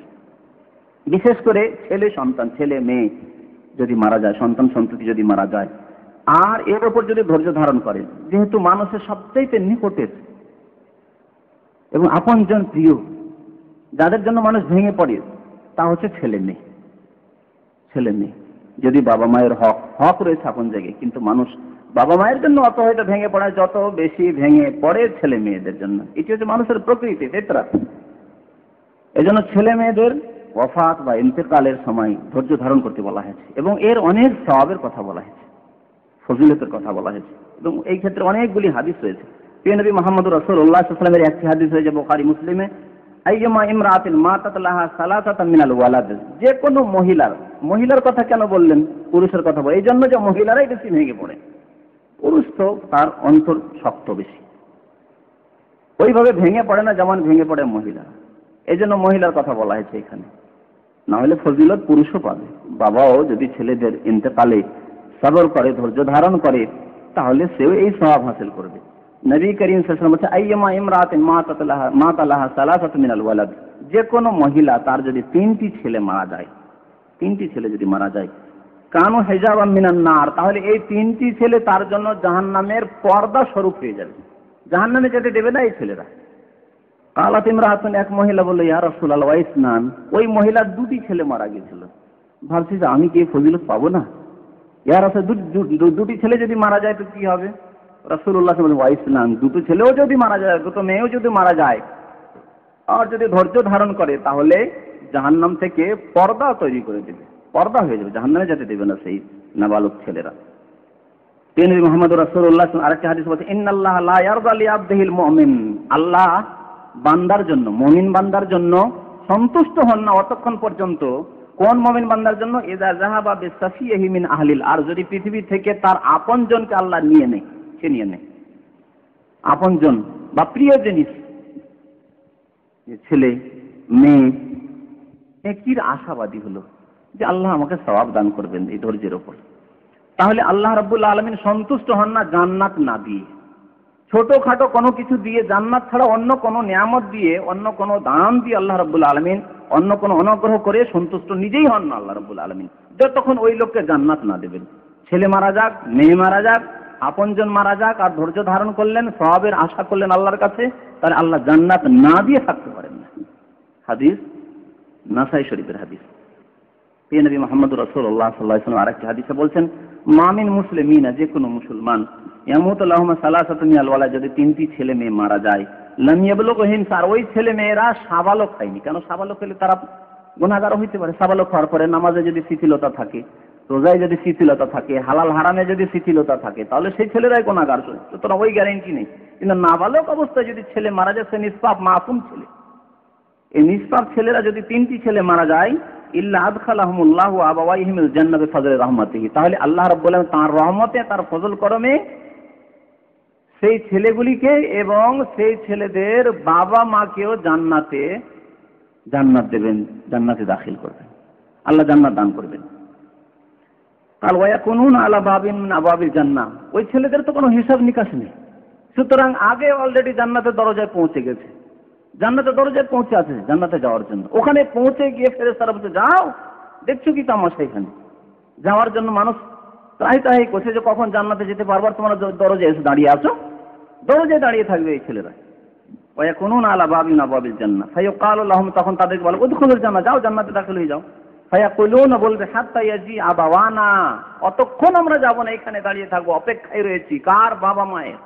যতক্ষণ বাবা মা না আসবে ততক্ষণ জান্নাতে যাব না। বাবা মাকে সাথে নেবে, তারপরে জান্নাতে যাবে। আল্লাহকে বলবে ছেলেরা যে আল্লাহ, একাই জান্নাতে যাব না, আমরা নাবালক অবস্থায় মারা গেছি, আম্মা আব্বা ধৈর্য ধারণ করেছে, সুতরাং একাই জান্নাতে যাব না, বাবাকেও নেব, মাকেও নেব। ফায়ুকালু লাহুম, তখন আল্লাহর পক্ষ থেকে বলা হবে, উদখুলুল জান্নাত আনতুম ওয়া আবাওয়াকুম বিফজলি রাহমাতিল্লাহ, আল্লাহর রহমতে, আল্লাহর দয়ায় তোমরাও জান্নাতে চলে যাও, তোমাদের বাবা মাও জান্নাতে যাবে, যাক সব চলে যাও। এ হচ্ছে আল্লাহর রহমত যদি ধৈর্য ধারণ করা যায় তাহলে। হাদিসটি নাসাইতে রয়েছে, এর সনদ সহিহ। দ্বিতীয় কাজ যেটি মাইয়াতের মৃত ব্যক্তির নিকট আত্মীয়দের, প্রথম কাজ বললাম যে ধৈর্য ধারণ করতে হবে, আর আল্লাহ যে তকদিরে নির্ধারিত করেছেন যে কোনো মুসিবতে সে তকদিরে ছিল আল্লাহর পক্ষ থেকে নির্ধারিত, তার উপর সন্তুষ্ট থাকতে হবে। আর দ্বিতীয় কাজ হচ্ছে যে ইন্না লিল্লাহি ওয়া ইন্না ইলাইহি রাজিউন পড়তে হবে, আল্লাহর দিকে নিজেকে সুপর্দ করে দিতে হবে। তার সাথে সাথে নবী করিম সাল্লাল্লাহু আলাইহি ওয়াসাল্লামের হাদিসে যে দোয়াগুলি রয়েছে পড়তে হবে। নবী মুহাম্মদ রাসূলুল্লাহ সাল্লাল্লাহু আলাইহি ওয়াসাল্লামের কি হাদিস রয়েছে যে যে কোনো লোকের উপর যদি মুসিবত আসে, কেউ যদি ইন্তেকাল করে তার আপনজন, বা কোনো আপদ বিপদ আসে আর বলে ইন্না লিল্লাহি ওয়া ইন্না ইলাইহি রাজিউন, আল্লাহুম্মা আজরনি ফি মুসিবতি, আল্লাহুম্মা আজরনি অথবা আল্লাহুম্মা আজরনি, দুই রকম পড়া যেতে পারে এই দোয়াকে। আল্লাহুম্মা আজরনি ফি মুসিবতি, হে আল্লাহ এই আমার মুসিবতে আমাকে প্রতিদান দাও, সওয়াব দান করো, আমি এই মুসিবতে ধৈর্য ধারণ করছি, এর আমাকে নেকি দান করো। আজরনি ফি মুসিবতি ওয়া খুলফলি খায়রা মিনহা, আর যা আমি হারিয়েছি তার চাইতে উত্তম আমাকে দান করো। এই দোয়া পড়তে হবে। এটি বাড়তি হাদিস রয়েছে ইন্না লিল্লাহি ওয়া ইন্না ইলাইহি রাজিউন পড়ার পরে। হাদিসটি উম্মে সালমা বর্ণনা করেছেন, মুসলিম শরীফ রয়েছে। এবং মহিলা, বিশেষ করে মহিলারা বেশি শোকার্ত হয়। আমি বলছিলাম মহিলারা যদি শোক করে তাহলে যে কোনো মানুষের ওপর 3 দিন করতে পারে, পুরুষ লোকও 3 দিন করতে পারে, শোক করতে পারে। আর স্বামীর ক্ষেত্রে শুধু মহিলাদের জন্য 4 মাস 10 দিন শোকের কথা রয়েছে। আল্লাহ রাব্বুল আলামিন কোরআনে বলেছেন যে ওয়াল্লাযীনা ইয়াতাওয়াফাউনা মিনকুম ওয়া ইয়াযারুনা আযওয়াজান ইয়াতারাব্বাসনা বিআনফুসিহিন্না আরবাআতা আশহুরি ওয়া আশরা, তোমাদের কেউ যদি ইন্তেকাল করে আর স্ত্রীদেরকে ছেড়ে যায় তাহলে তারা অপেক্ষা করবে, বিয়ে করতে পারবে না। তাহলে 4 মাস 10 দিন শোক পালন করবে, তার মানে বিয়ে করা হারাম। এই 4 মাস 10 দিন বিয়ের পয়গাম নেওয়া হারাম, বিয়ের পয়গাম দেওয়াও হারাম। কোন বিধবা মহিলাকে 4 মাস 10 দিনের মধ্যে বিয়ের পয়গাম দেবেন, পয়গাম দেওয়া পর্যন্ত হারাম, পয়গাম নেওয়া হারাম, এই সম্পর্কে আলোচনা করা হারাম। শোকে রয়েছে আর বাতা শরী ওয়াশরা, 4 মাস 10 দিনের কথা আল্লাহ কোরআনে বলেছেন। বাকি অন্য যে কোনো লোক মারা যাক না কেন, ছেলে মারা যাক, মেয়ে মারা যাক, বাবা মারা যাক, মা মারা যাক, 3 দিনের বেশি শোক করা যায় না। আর 3 দিন যদি শোক করে তো এটি ধৈর্যের পরিপন্থী না। কেউ যদি বলে শোক করছো মানে তুমি ধৈর্য ধরো না, না, শোক করতে পারেন। শোক আপন জায়গায় ঠিক রয়েছে, আর ধৈর্য ধারণ আলাদা। ধৈর্যের সম্পর্ক অন্তরের সাথে এবং আপনার কাজকর্মের সাথে, তার সাথে সাথে আপনি এমন কোনো কাজ করবেন না যেগুলি শরীয়তে না জায়েজ। বাকি কথা শোক প্রকাশ করা 3 দিন হাদিসে জায়েজ রয়েছে যে কোনো ব্যক্তির ওপর, সুতরাং শোক করা যাবে। যায়নাব বিনতে আবি সালমা, আবু সালমার মেয়ে যায়নাব বলছেন দাখালতু আলা উম্মে হাবিবা যাওজিন নবী সাল্লাল্লাহু আলাইহি ওয়াসাল্লাম, রাসূলুল্লাহ সাল্লাল্লাহু আলাইহি ওয়াসাল্লামের এক স্ত্রীর নাম ছিল উম্মে হাবিবা, আবু সুফিয়ানের মেয়ে। তার কাছে গেলাম, ফাকালা, সে বলল সামি'তু রাসূলুল্লাহ সাল্লাল্লাহু আলাইহি ওয়াসাল্লাম, রাসূলুল্লাহ সাল্লাল্লাহু আলাইহি ওয়াসাল্লাম বলতে শুনেছি, লা ইয়াহিল্লু লিমাতি তুমিনু বিল্লাহি ওয়াল ইয়াউমিল আখির আন তুহিদ্দা আলা মাইয়িতিন ফাওকা সালাস, কোন মহিলার জন্য জায়েজ নাই যে 3 দিনের বেশি শোক করবে, কোন মৃত ব্যক্তির ওপর 3 দিনের বেশি শোক করবে। ইল্লা আলা যাওজিন আরবাআতা আশহুরি ওয়া আশরা, তবে স্বামীর ওপর 4 মাস 10 দিন শোক করবে। শোক করা কেমন করে করতে হয়? শোক করা যেমন আমাদের দেশের মহিলারা স্বামী মরলে সাধারণত শোক করে। স্বামী মরলে কোনো অলংকার পরে না, ভালো সুন্দর লেবাস পোশাক পরে না, অলংকারগুলি খুলে ফেলে দেয়, চুড়ি খুলে ফেলে দিল, হার মালা খুলে ফেলে দিল, সাদা কাপড় পরলো, বেশি রংচঙে কাপড় পরলো না, এই ধরনের শোক সাধারণত করে। এই ধরনের যে শোকগুলি রয়েছে, অর্থাৎ শোক করার অর্থ হচ্ছে জিনত না অবলম্বন করা, ভালো অলংকার ব্যবহার না করা, ভালো লেবাস পোশাক না ব্যবহার করা, চাকচিক্যতা। তার মানে এই না যে ময়লা আবর্জনা নিয়ে থাকবেন, পরিষ্কার পরিচ্ছন্ন থাকবেন, কিন্তু ভালো ভালো জিনত অলংকার ব্যবহার না করা। এটি স্বামীর ক্ষেত্রে যেমন 4 মাস 10 দিন, অন্যান্যদের ক্ষেত্রে 3 দিন পর্যন্ত করা যেতে পারে। ছেলে মারা গেছে 3 দিন আপনি গয়না পরলেন না, বাবা মারা গেছে, মা মারা গেছে, 3 দিন ভালো গয়না পরলেন না, ভালো শাড়ি পরলেন, 3 দিন করতে পারেন। 3 দিন পরে আতর সুগন্ধি লাগালেন আপনি 3 দিন ধরে, 3 দিন পরে নয় যে না আমার বাবা মারা গেছে সুতরাং আমি আতর ব্যবহার করবো না। সপ্তাহ চলে যাচ্ছে, মাস চলে যাচ্ছে, তারপর বলছে আতর ব্যবহার করবো না, চলবে না, ব্যবহার করতে হবে। তো বলছেন যে সুম্মা দাখালতু আলা যায়নাব বিনতে জাহাশ, তারপর রাসূলুল্লাহ সাল্লাল্লাহু আলাইহি ওয়াসাল্লাম আর এক স্ত্রীর কাছে গেলাম। এই যায়নাব বলছেন আবু সালমার মেয়ে, তার নাম হচ্ছে যায়নাব বিনতে জাহাশ। হিনা তুফি আকুহা, তার ভাইয়ের ইন্তেকাল হয়েছিল। ভাইয়ের ইন্তেকালের পরে 3 দিন হয়েছে, সেই সময় আমি তার কাছে গেছি। তখন তিনি করলেন কি ফাদাত বিন ফামাসাত, তারপরে সুগন্ধি নিয়ে ডাকলেন। মহিলাদের সুগন্ধি এমন সুগন্ধি হইতে হবে যাতে রং রয়েছে কিন্তু বেশি সুগন্ধি যাতে না ছড়ায় বাইরে গেলে। আর ঘরের মধ্যে যদি থাকে আর সেখানে সবাই মাহারাম রয়েছে, গায়ের মাহারাম কেউ নেই, দেবর নেই, ভাসুর নেই, ভগ্নিপতি নেই, এইরকম জায়গায় যদি থাকে, আপন স্বামী শুধু রয়েছে, ছেলেরা রয়েছে, তাহলে সুগন্ধিওয়ালা আতরও মহিলারা ব্যবহার করতে পারে। বাইরে গেলে সুগন্ধিযুক্ত আতর মহিলাদের জন্য হারাম।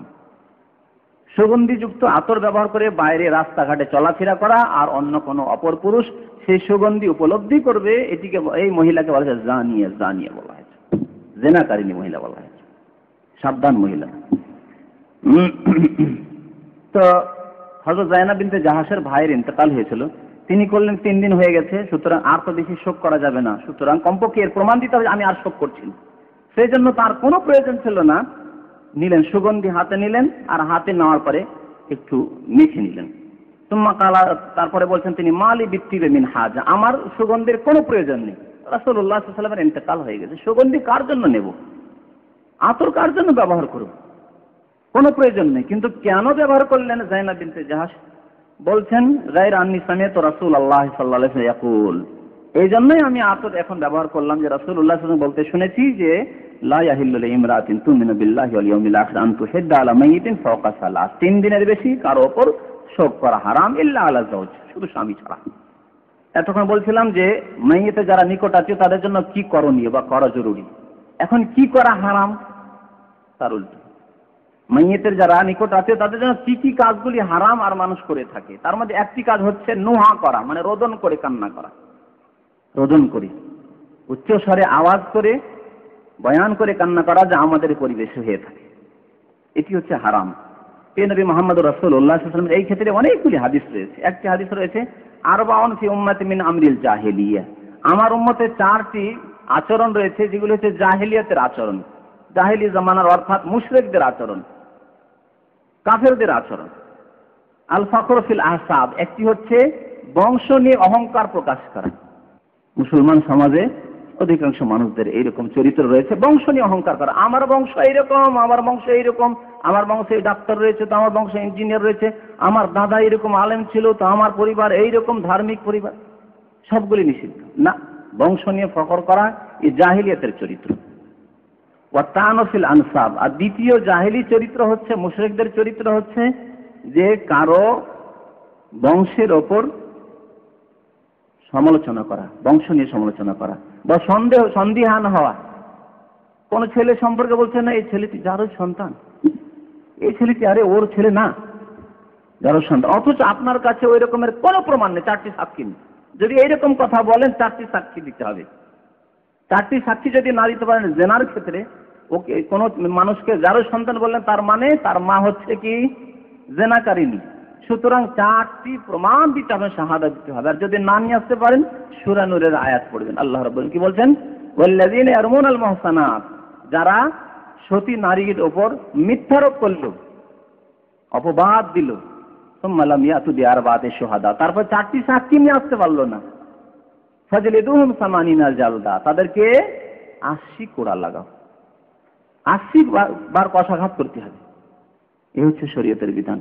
সুতরাং কাউকে যারও সন্তান বলে দেওয়া মানে সে যদি দাবি করে আপনাকে 80 কোড়া খেতে হবে। তো এটি হচ্ছে জাহেলিয়াতের, মানে সন্দেহের ভিত্তিতে, না ওর বাবাও ফর্সা, ওর মাও ফর্সা, ছেলেটি কালো কেন রে? আমাদের সমাজে বলে না এরকম, আরে বাবাও কালো মাও কালো, ছেলেটি ফর্সা মানে কোত্থেকে এলো রে, কোথা থেকে এলো? আপনাকে ওইসব হিসাব নিকাশ করতে আল্লাহ বলেছে না, ওইসব হিসাব নিকাশ আল্লাহর কাছে আছে। আর মুসলিমদের ইজ্জতের হেফাজত করবে, সন্দেহের ভিত্তিতে কোনো কথা বলবেন। আসল হচ্ছে যে তার বাবা মায়ের ছেলে, সে আসলে কোনো প্রমাণ না থাকলে, আর যদি 4টি প্রমাণ থাকে তখন কিছু বলা যেত, না হলে মুখ খুলতে হবে। ওয়াল ইস্তিসকা বিন নুজুম, জাহেলিয়াতের জামানার আরেকটি চরিত্র মুশরিকদের, যে তারা মনে করে যে তারকা বৃষ্টি নিয়ে আসে। এই জাহেলি চরিত্র আমার দেশে রয়েছে। আমার দেশে বলে যে অমুক মাসে আছে না, আশ্বিন মাসে অমুক সময় বর্ষা হয়, হিন্দুদের অমুক পূজার সময় বর্ষা বৃষ্টি হয়। মুসলমানরা বলে, মুসলমান বলে যে হিন্দুদের অমুক পূজা আছে না, বর্ষা হবে। এগুলি হচ্ছে জাহিলিয়াতের মুশরিকদের চরিত্র, দেখছেন মুসলমানদের মধ্যে থাকে বদ আকীদা। এগুলি কোনো তারকার কারণে বা কোনো মৌসুমের কারণে, কোনো সিজনের কারণে বর্ষা বৃষ্টি আসে না, না না, বরং আল্লাহর পক্ষ থেকে, আল্লাহর পক্ষ থেকে যা কিছু আসে আল্লাহর পক্ষ থেকে। আর চতুর্থ মুশরিকি আচরণ হচ্ছে, জাহিলি জামানার আচরণ হচ্ছে নেয়া, রোদন করা। কোন মানুষ মরে গেলে তার জন্য রোদন করা। তারপরে নবী করিম সাল্লাল্লাহু আলাইহি ওয়াসাল্লাম বলছেন, মুসলিমের হাদিস, আন-নাইহাতু ইযা লাম তাতুব, রোদনকারিনী মহিলা যদি তওবা না করে মরে যায় তাহলে তার শাস্তি কি? ইযা লাম তাতুব ক্বাবলা মাউতিহা ইয়াউমিল কিয়াম তুকাম ইয়াউমাল কিয়ামah, তাহলে মরার আগে যদি তওবা না করে তাহলে কিয়ামতের দিনে তাকে আল্লাহ ওঠাবেন হাসরের মাঠে। কি অবস্থায়? ওয়া আলাইহা সিরবালু মিন কাতিরান, আল-কাতরা বুঝেন তো? আল-কাতরা, কালো আল-কাতরা। এই আল-কাতরার আল্লাহ রাব্বুল আলামিন পায়জামা দিবেন, পায়জামা, সালোয়ার হবে আল-কাতরা। কত খারাপ আল-কাতরা, শরীর একটু লেগে গেলে আর ছুটছে না। এই আল-কাতরার পায়জামা হবে সেই মহিলার কাল কিয়ামতে। আর কি হবে? ওয়াদিরউম মিন জারাব, আর চুলকানি যুক্ত তার জামা হবে। জামা এমন হবে যে পরলে চুলকে চলে যায়, এমন চুলকাবে। এই শাস্তি আল্লাহ রাব্বুল আলামিন দিবেন কাকে? রোদনকারিনী মহিলাকে, যেহেতু মহিলারা বেশি করে, কোন পুরুষ করলে তারও শাস্তি এরকমই হবে। আর একটা হাদিসে রয়েছে, নবী মুহাম্মদুর রাসূলুল্লাহ বলেছেন, ইন্নাল মাইয়াতা ইউআযাবু বিবুকাই আহলিহি আলাইহি, মৃত ব্যক্তিকে তার আত্মীয় স্বজন রোদন করলে আযাব হয়। মাইয়াতকে কবরে আযাব হয়, এইদিকে রোদন করছে বাড়িতে, মাথা পিটছে, বুক চাপড়াচ্ছে, আর ওইদিকে আযাব হচ্ছে কবরে। নবী করিম সাল্লাল্লাহু আলাইহি ওয়াসাল্লামের হাদিস, এই এক হাদিস। আর কোরআনের আর এক আয়াতে রয়েছে, কেউ কারো বোঝা উঠায় না, ওয়ালা তাযিরু ওয়াজিরাতুন বিজরা উখরা। হযরত আয়েশা রাদিয়াল্লাহু তাআলা আনহার এই জন্য ব্যক্তিগত মত ছিল যে না, একজন লোক রোদন করলো আর মৃত ব্যক্তি মরে গেল, ওর কোন দোষ হলো? ও কেন এর বোঝা উঠাবে? সেই জন্য না, ও আযাব হবে না, তার মত ছিল। কিন্তু অধিকাংশ সাহাবায়ে কেরামদের মত, যে হাদিসে রয়েছে, যে মৃত ব্যক্তির ওপর যদি কেউ রোদন করে কান্না করে তাহলে মৃত ব্যক্তিকে কবরে আযাব হয়। এই কথা সত্য। কোন ক্ষেত্রে? দোষটা কি ওর? দোষ হচ্ছে যে যদি ওই পরিবেশে, ওই সমাজে রোদন করে কান্নার অভ্যাস থাকে মানুষের, আর ওই অবস্থায় বিনা ওসিয়তে বাধা নিষেধ করে মরে গেল, সময় পেল তারপরে নিষেধ করলো না, আগে দিয়ে বলে দেখো আমাদের জাহিলি সমাজ, আমাদের সমাজে এইরকম রোদন করে কান্নাকাটি করে, মাথা চাপড়া, এই করে সেই করে, খবরদার এইসব নাজায়েজ কাজ করবে না, আমি মরে গেলে। এই ওসিয়ত তাকে করে যাওয়া তার ওয়াজিব ছিল, ফরজ ছিল। যদি এই কাজ না করে গিয়ে থাকে তাহলে আযাব হবে। আর নিষেধ করে গেছে তারপরে যদি কেউ রোদন করে তাহলে আযাব হবে না। তাহলে কোরআন এবং হাদিস এইভাবে সমন্বয় হয়ে যাবে। যে নিষিদ্ধ কাজ মাইয়াতের আত্মীয়দের জন্য, তা হচ্ছে যে গালে বা মুখমণ্ডলে চাপড়ানো, অথবা বুক ফাড়া, জামা কাপড়কে ফেড়ে ফেলা, যা মানুষ শোকের সময় অনেকে জাহেল মূর্খরা করে থাকে। এই জাহেলি জামানায় করতো। নবী করিম সাল্লাল্লাহু আলাইহি ওয়াসাল্লাম সেজন্য বলেছেন, লাইসা মিন্না মাল্লা তামাল খুদুদা, যারা নিজের গাল চাপড়ায় তারা আমার উম্মতের অন্তর্ভুক্ত নয়।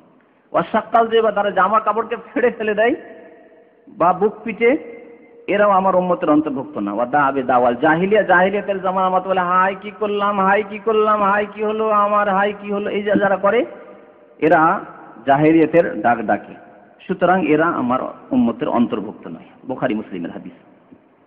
মাথা মুন্ডন করা, গত সপ্তাহে ইশারা করেছিলাম এদিকে, মাথা মুন্ডন করা যা হিন্দুরা আমাদের দেশে করে, মাথা মুন্ডন করা হারাম।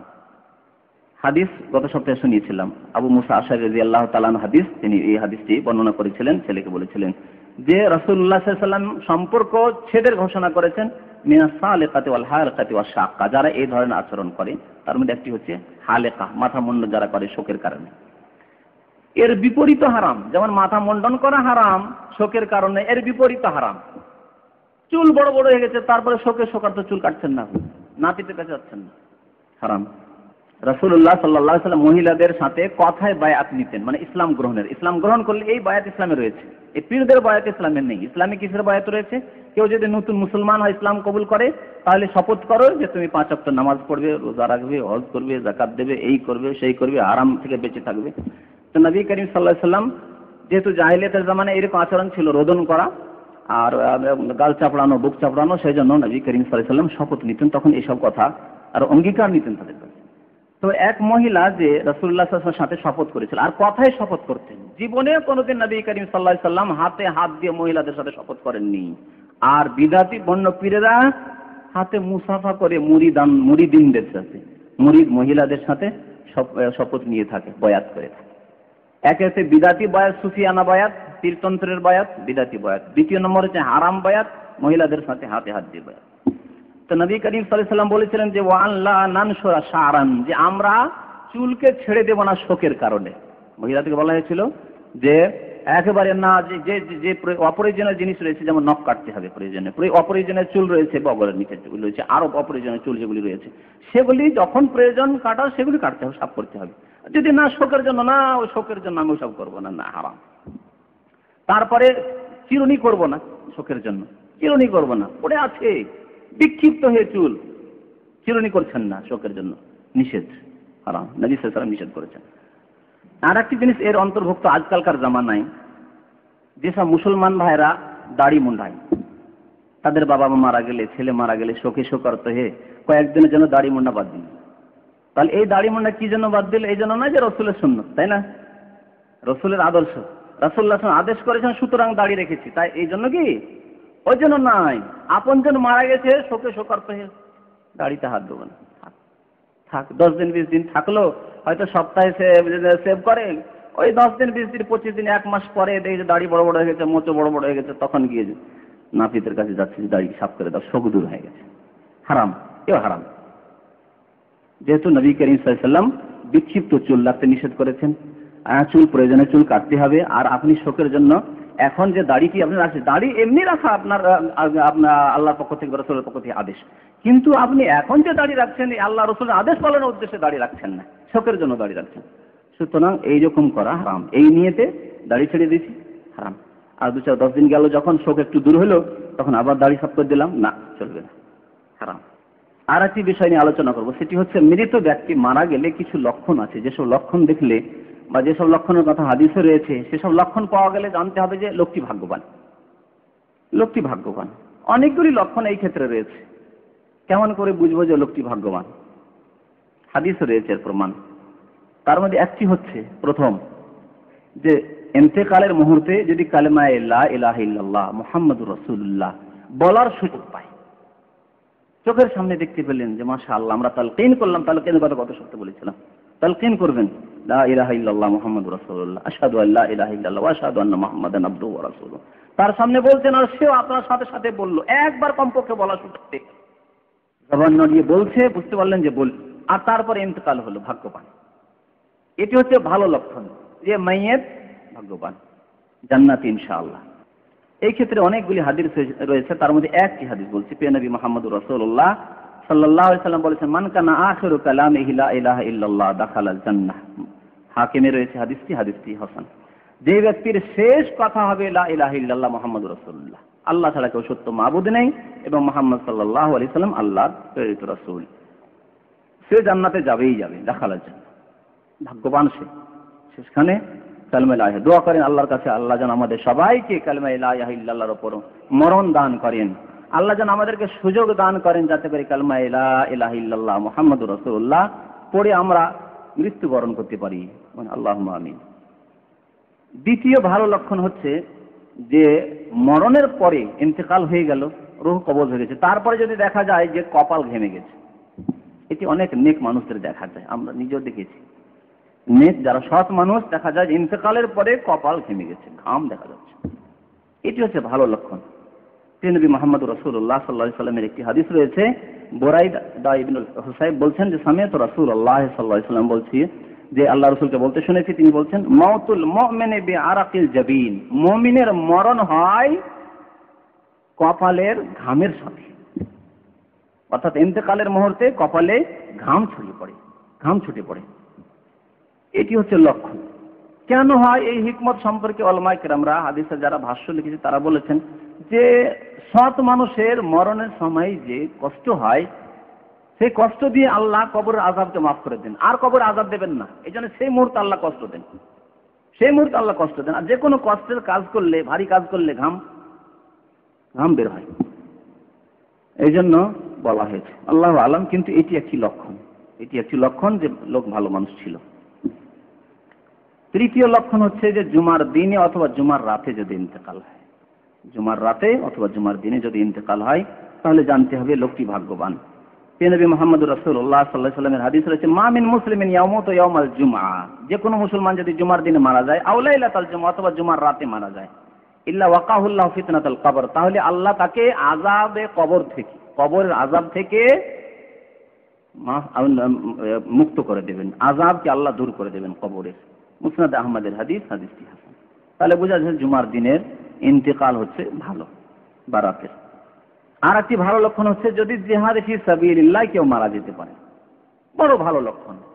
আল্লাহর রাস্তায় আল্লাহর দ্বীনকে মজবুত করার জন্য, আল্লাহর দ্বীনকে আল্লাহর জমিনে প্রতিষ্ঠিত করার জন্য রাত বেরিয়ে পড়েছে আল্লাহর রাহে, তারপরে সেখানে গিয়ে শহীদ হয়েছে শত্রুদের হাতে, কাফিরদের হাতে, তাহলে ভাগ্যবান সে, তার কোনো হিসাব নিকাশ নেই। তার প্রমাণ হবে আল্লাহর কাছে তার শহীদের রক্ত। আল্লাহ যথেষ্ট, দেখছো রক্ত, আল্লাহ এই রক্ত আল্লাহ দেখবেন, আর কোনো হিসাব নেই। তার না কবরে কোনো হিসাব, আর না তার কিয়ামতের মাঠে কোনো হিসাব, কোনো হিসাব নেই, বিনা হিসাবে জানে। আল্লাহ রাব্বুল আলামিন এই ক্ষেত্রে দুটি আয়াত রয়েছে কোরআনে কারিমে, শহীদের ফজিলত সম্পর্কে দুটি আয়াত রয়েছে। একটি আয়াত আলে ইমরান রয়েছে, আর একটি বাকারে। আলে ইমরানে আল্লাহ রাব্বুল আলামিন বলছেন 169 থেকে 71 নম্বর আয়াতে, ওয়ালা তাহসাবান্নাল্লাযীনা কুতিলু ফি সাবিলিল্লাহি আমওয়াতা, তোমরা ধারণা করবে না তাদের সম্পর্কে যারা আল্লাহর রাস্তায় মারা যায়, তাদেরকে হত্যা করা হয়েছে আল্লাহর রাস্তায়। আমওয়াতান, তাদেরকে ধারণা করবে না মৃত, মরা তাদেরকে মনে করবে না। অন্য জায়গায় বলছেন মরা বলবে না, মৃত বলবে না তাদেরকে, বাল আহইয়াউন, বরং তারা জীবিত, ইনদা রাব্বিহিম ইউরযাকুন, আল্লাহর কাছে তারা রিজক প্রাপ্ত হয়। এই আয়াতে বলা আছে। অন্য আয়াতে বলেছেন তারা জীবিত, কিন্তু ওয়ালাকিন লা তাশউরুন, তোমরা উপলব্ধি করতে পারো কেমন জীবন। এমন না যে তোমাদের মতোই জীবন, কবরে একজন শহীদকে দেখে তোমাদের মতে খাবার খাচ্ছে, তোমাদের মতে কথা বলছে, তোমাদের মতে উঠা বসা করছে, তোমাদের মতে তার সাথে স্ত্রী আছে, না, মোটেই না। তোমাদের মতো তোমরা যেমন এক জায়গা থেকে অন্য জায়গায় সফর করতে পারো, তেমন শহীদ সে কবর থেকে উঠে গিয়ে তোমাদের কাছে হাজির হইতে পারে না, এইসব কথা নাই। এই জন্য আল্লাহ বলেছেন উপলব্ধি করতে পারবে না, সে পরলৌকিক জীবন, বারজাখী জীবন রয়েছে।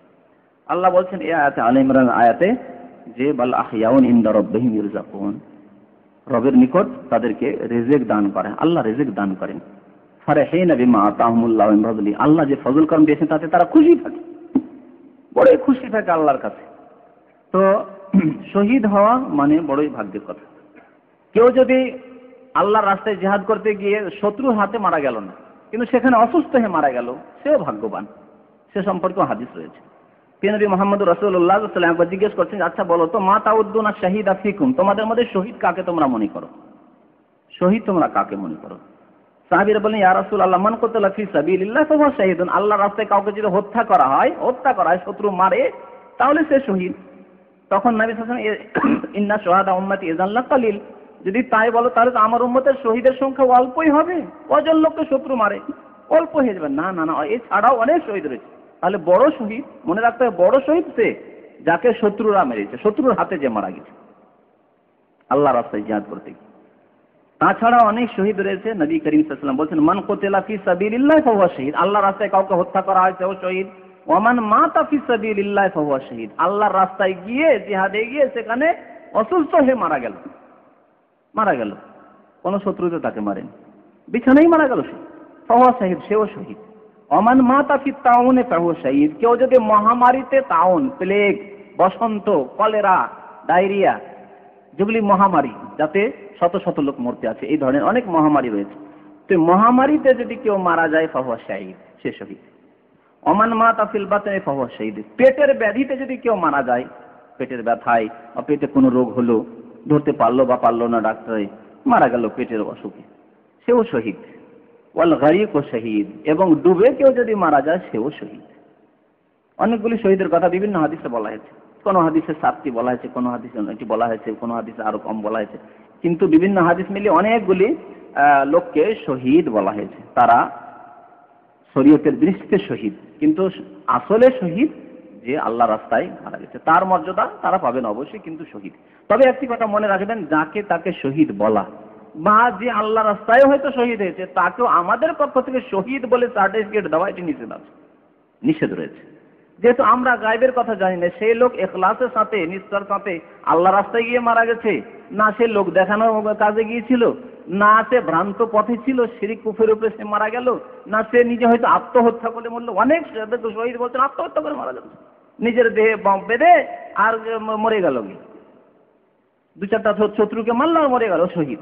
না, বলা যাবে না, বলা যাবে না, বড়ই মুশকিল। শহীদ হয়ে অত সহজ না।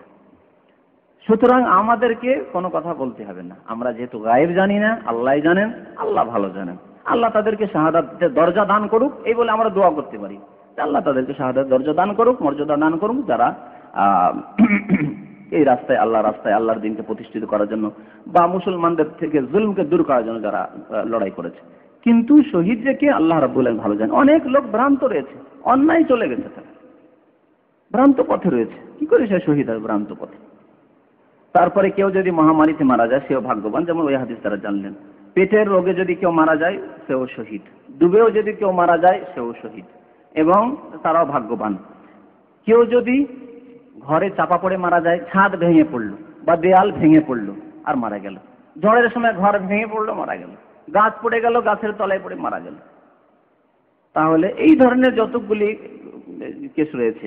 গাড়ি অ্যাক্সিডেন্ট হলো, তারপরে মারা গেল, শহীদ। আগুনে জ্বলে মারা গেল। আমাদের সমাজে কেউ যদি আগুনে জ্বলে মারা যায়, ও কোন যে পাপ করেছিল, না না না, সবসময় পাপ করেছে জরুরি নয়, শহীদ সে। সৎ ব্যক্তি হয় অবশ্যই শহীদ, কোনো সন্দেহ। সৎ ব্যক্তি আগুনে জ্বলে মারা গেল, কোনো গ্যারান্টি আছে সৎ ব্যক্তি হলে আগুনে জ্বলে মরবে না? কে বললো? সৎ ব্যক্তি হলে ঘর পড়ে গিয়ে মরবে না, দেওয়াল পড়ে গিয়ে মরবে না? সৎ ব্যক্তি হলে গাড়িতে অ্যাক্সিডেন্ট হবে না? কে বললো কথা? তবে মনে রাখবেন একটি কথা, যে সৎ ব্যক্তি যদি এইরকম ক্ষেত্রে মারা যায়, তাহলে সে শহীদ। আল্লাহ রাব্বুল তাকে উচ্চ মর্যাদা দান করতে চেয়েছেন, ভালোবাসেন তাকে, সেই জন্য আল্লাহ তাকে এই রকমের সুযোগ দিয়েছেন। আর অসৎ ব্যক্তি যদি মারা যায়, মদ করলো, গাড়ি অ্যাক্সিডেন্ট করে মরল, মদ খেয়ে গাড়ি চালাচ্ছে, অ্যাক্সিডেন্ট করে মারা গেল। মদ খাচ্ছিল আর ওই সময় ঘর ভেঙে পড়লো, ছাদ ভেঙে পড়লো, দেয়াল ভেঙে পড়লো, মরে গেল। মদ খাচ্ছিল, ঝড় এলো, ভূমিকম্প এলো, আর সব মরে গেল। তাহলে আল্লাহর আযাব। পাপিষ্ঠদের জন্য মনে করতে হবে আল্লাহর পক্ষ থেকে আযাব, আর মুমিনের জন্য রহমত। উম্মে সালমার একটি হাদিস রয়েছে, এর প্রমাণ অনেক হাদিস রয়েছে। প্রিয় নবী মুহাম্মদুর রাসূলুল্লাহ সাল্লাল্লাহু আলাইহি সাল্লাম বলছিলেন যে পাপ যখন ঘনিয়ে আসে, তখন আল্লাহর পক্ষ থেকে আযাব আসে। তখন উম্মে সালমা বলছেন, ইয়া রাসূলুল্লাহ, আনহু লাকু ফিনা সালিহুন, আমাদেরকে আল্লাহ কি ধ্বংস করে দিবেন? আমাদের মধ্যে শত শত নেক বান্দা, আল্লাহর সৎ বান্দারা থাকবে, সবকে ধ্বংস করে দিবেন? তাদের জন্য তো আমাদের উপর রহমত হবে। এই কথা বলছেন উম্মে সালমা। তখন প্রিয় নবী মুহাম্মদ রাসূলুল্লাহ বললেন যে, নাম ইযা কাসুরাল খাবাস, হ্যাঁ, সৎ ব্যক্তি থাকলেও, সৎ ব্যক্তিদের সংখ্যা রয়েছে যথেষ্ট, কিন্তু যখন দেখা যায় পাপ,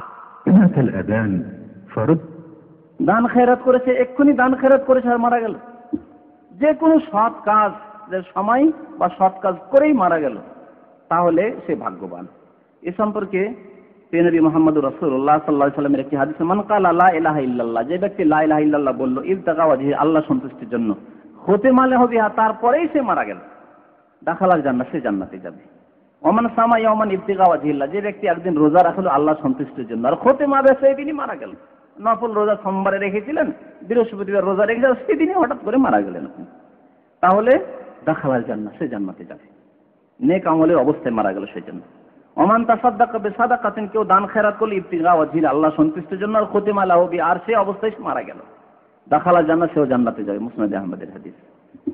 শেষখানে একটি মাসলা রয়েছে, যে মাসলায় অনেক বিদাতীরা বিদাত করে থাকে, সেটি হচ্ছে যে মাইয়াতের প্রশংসা করা, মৃত ব্যক্তির প্রশংসা করা।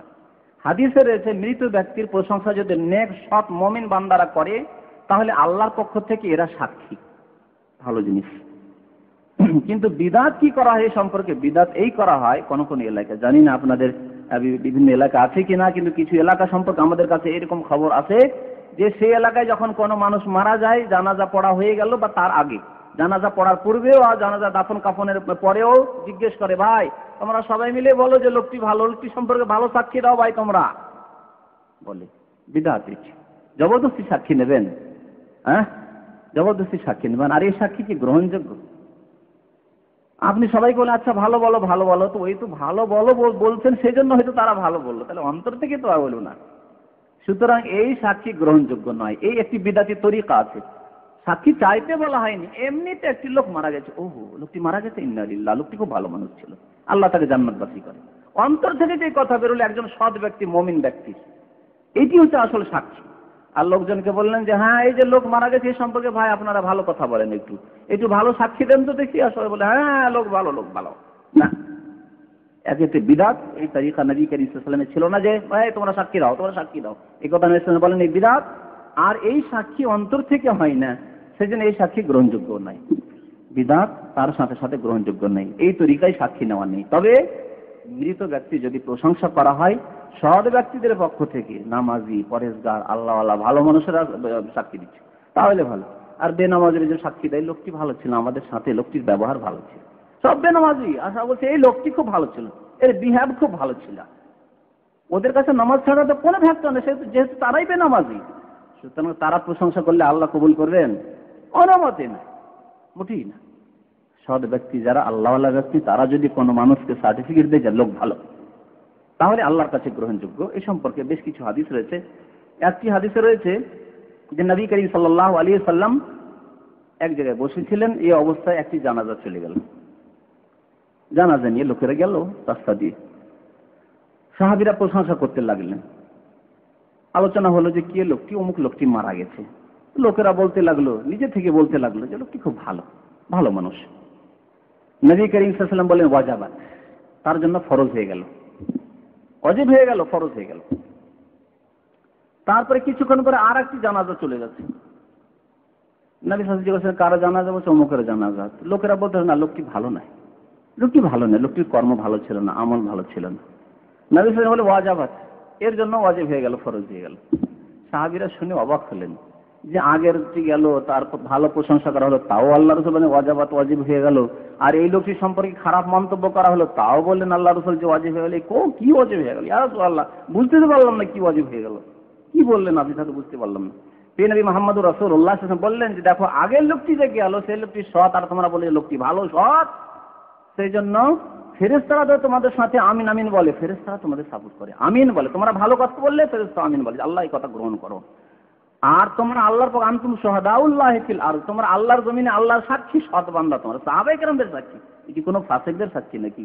বেনামাজি ছিল সেই জামানায়, সুতরাং প্রশ্ন ওঠে না যে বেনামাজি, ফাসিক, পাপিষ্ট তারা সাক্ষী দেবে, তারা বলবে লোকটি ভালোতে ভালো হয়ে যাবে আল্লাহর কাছে, না, মোটেই না। তো যাই হোক, রাসূলুল্লাহ বললেন যে তোমরা যখন বললে যে লোকটি ভালো, তখন আল্লাহ তোমাদের সাক্ষী গ্রহণ করলেন এবং তার জন্য ওয়াজাবাত লাহুল জান্নাহ, জান্নাত তার জন্য ফরজ হয়ে গেল। জান্নাত তার জন্য অপরিহার্য, জান্নাত পাবে ফলে তোমাদের সাক্ষী, তার সৎ আমল এবং তোমাদের সাক্ষী প্লাস। আর দ্বিতীয় লোকটি যে গেল, লোকটি ছিল খারাপ, আর তোমরা বললে যে লোক খারাপ, তো তার জন্য জাহান্নাম ওয়াজিব হয়ে গেল, জাহান্নাম তার জন্য ওয়াজিব হয়ে গেল। সুতরাং সাক্ষীর অর্থ হচ্ছে এই। আর সাক্ষীর অর্থ এই নয় যে কিছু লোককে তৈরি করবেন কয়ে বলে যে ভাই একটু ভালো করে সাক্ষীটা দিয়ে, হ্যাঁ, যেমন কোনো কেসের জন্য কোর্টে বিচারটা মিথ্যা সাক্ষী নিয়ে গেলেন, হ্যাঁ সাক্ষীটা দিন যাতে করে আমি জিততে পারি কেস, ওই রকম সাক্ষী তার আল্লাহর কাছে চলবে না। আল্লাহ তো সবকিছুই জানছে। সুতরাং ওই সাক্ষী বিদাতি সাক্ষী, যে সাক্ষী বিদাতিরা অবলম্বন করে থাকে। আর একটি হাদিসে রয়েছে, নবী মুহাম্মদুর রাসূলুল্লাহ বলছেন আইয়ুমা মুসলিম শাহিদা লাহু আরবাতুন বিখাইর, যে কোনো মুসলমানের জন্য চারটি লোক যদি ভালো বলে সাক্ষী দেয়, চারটি লোক বললো যে লোক ভালো, আদখালাহুল্লাহুল জান্নাহ, আল্লাহ তাকে জান্নাতে দাখিল করবেন। আমরা বললাম ওয়াসালাসা ইয়া রাসূলুল্লাহ, তিনজন যদি সাক্ষী দেয়? বলছে ওয়াসালাসা, তিনজন সাক্ষী দিলেও হবে। কুলনা, সাহাবীরা বলছে, আমরা বললাম ওয়াইসনান, দুজন যদি সাক্ষী দেয়, দুজন লোক, দুজন শত লোকে বলে যে লোকটি ভালো, তাহলে আল্লাহকে শুনবেন না, এই সাক্ষী গ্রহণ করবেন না? নবী সাল্লাল্লাহু আলাইহি ওয়াসাল্লাম বললেন হ্যাঁ, দুইজন হইলেও চলবে। সাহাবী বলছেন যে সুম্মা লাম নাসআলু ফিল ওয়াহিদে, একের ক্ষেত্রে আমরা জিজ্ঞেস করলাম না যে কি বলেন না বলেন, হয়তো আল্লাহ রাসূল বলেন না না চলবে না একজন হইলে, তিনি একের কথা জিজ্ঞেস করলাম না, কমপক্ষে দুইজন যদি সাক্ষী দেয় তাহলে আল্লাহ অবশ্যই জান্নাত দান করবেন। বুখারী শরীফের হাদিস। আল্লাহ রাব্বুল আলামিন আমাদেরকে সৎ পথের উপর কায়েম রাখেন এবং সৎ জীবন যাপনের তৌফিক দান করেন, নেক আমলের যেন তৌফিক দান করেন। আল্লাহ রাব্বুল আমাদেরকে গুনাহ খাতা থেকে যেন মাহফুজ রাখেন, আল্লাহ আমাদের গুনাহ খাতা যেন মাফ করে দেন এবং আমাদের যেন সৎ জীবন যাপনের পরে ঈমানের উপর এবং সৎ আমলের উপর যেন ইন্তেকাল করেন।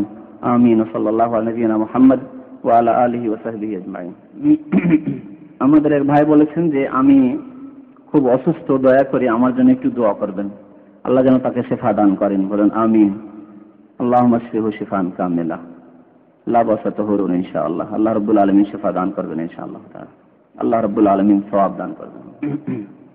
যদি স্ত্রীর মৃত লাশকে স্বামী গোসল দিতে পারবে কিনা? ইনশাআল্লাহ তাআলা সামনে সপ্তাহে বিষয়টি আসবে, ঘাবড়াবেন না, সব মসলা মশাইল আসবে ইনশাআল্লাহ।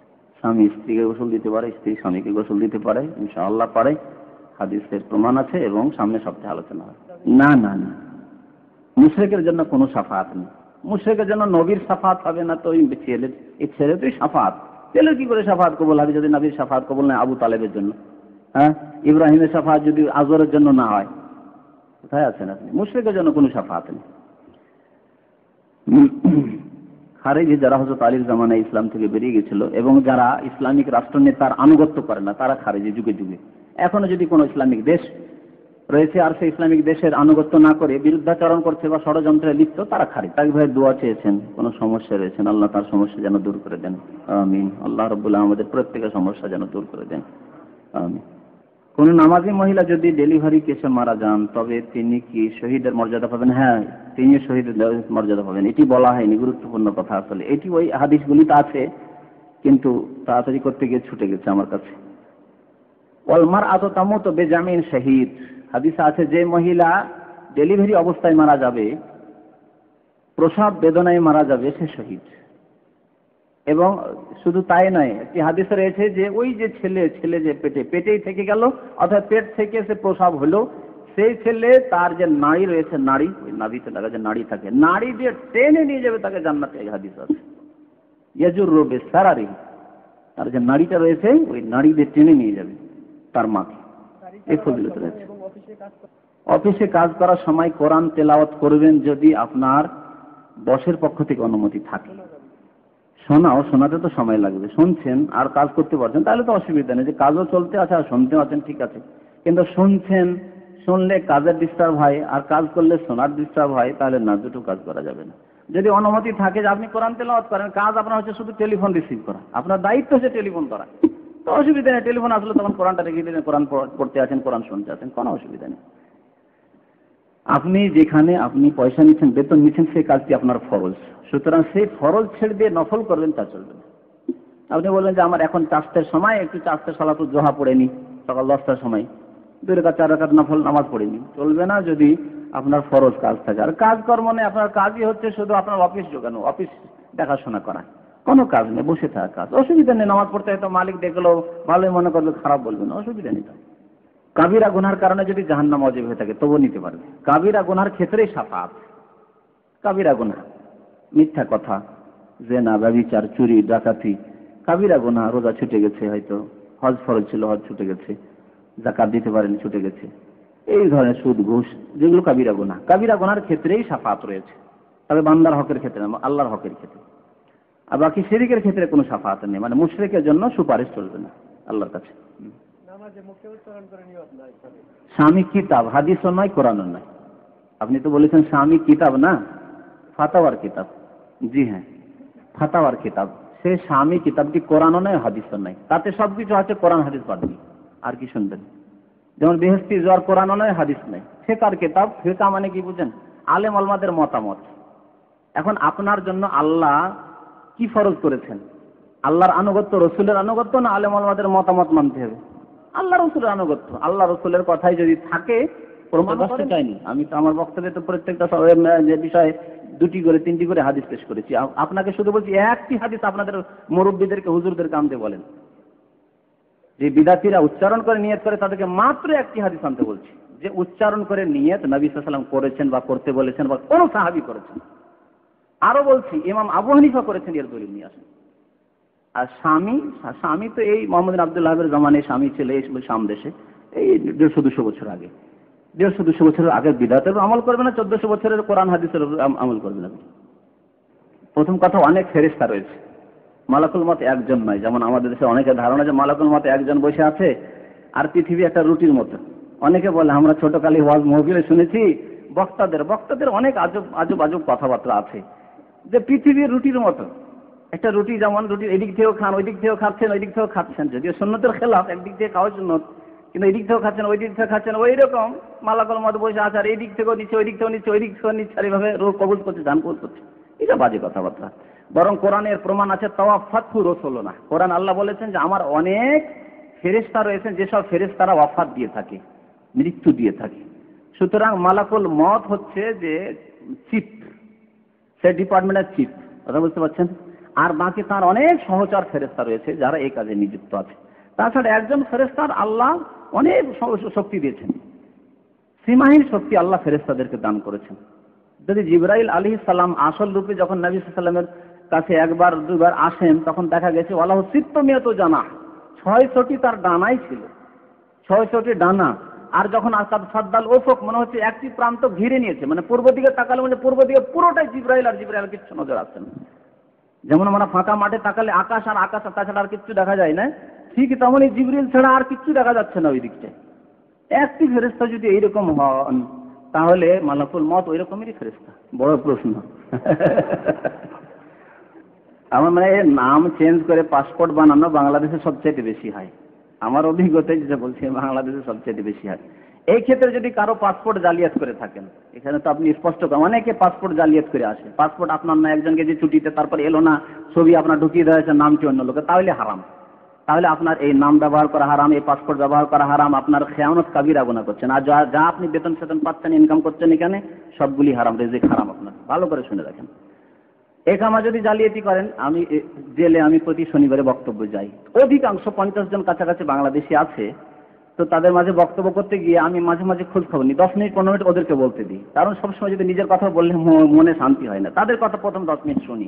এই শুনে যখন ওদের শোনা হয়ে গেল, তখন আমি আলোচনা শুরু করি। ওখানে মসজিদ আছে, বড় মসজিদ, সেখানে তাদেরকে নিয়ে আসা হয় আপনার তাদের আম্বারগুলি থেকে, সেকশন থেকে। তো জিজ্ঞেস, অধিকাংশ বাংলাদেশি কেউ পাসপোর্ট জালিয়াত, কেউ একামা জালিয়াত। যতটি এখানে আছে তাদের পাসপোর্ট জালিয়াত না একামা জালিয়াত। কোন দেশের লোক হিরোইনে বেশি, গাঁজাতে বেশি, আবার এই আমাদের বাংলাদেশের লোক বেশি পাসপোর্ট আর একামা জালিয়াতে বেশি। বুঝতে পারছি এই অবস্থা। তো হারাম, এই রিজিক হারাম।